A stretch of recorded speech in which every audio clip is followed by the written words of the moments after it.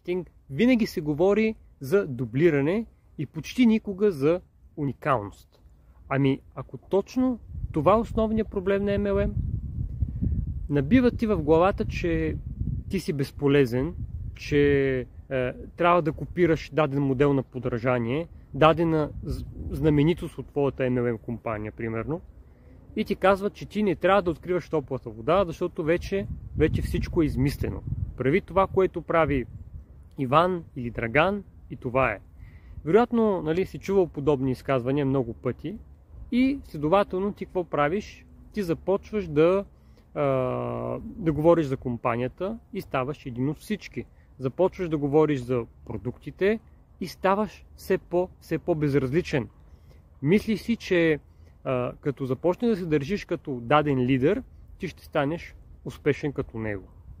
Само че, колкото и да се стараеш, ти няма да имаш в крайна сметка неговия акцент, неговата личност, неговия глас, неговата история и неговата аура.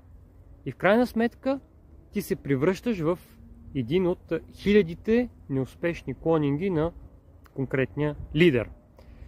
Как мислиш, че всъщност това може да ти е в полза в твоя MLM бизнес? Ами няма как. Значи, погледни, не случайно успешните бизнеси, те непрекъснато се опитват да се отличават от конкурентите, защото само така тяхното предложение става разпознаваемо и запомнящо се за хората.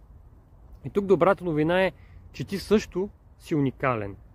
Ето защо в обучението MLM формула аз ще те науча как да изградиш твоя мрежов бизнес, базирайки го на твоята уникалност. И ще ти покажа как да помогнеш след това на твой екип да направи същото. Да, този начин може да изглежда малко по-бавен, но е в пъти по-устойчив и по-професионален.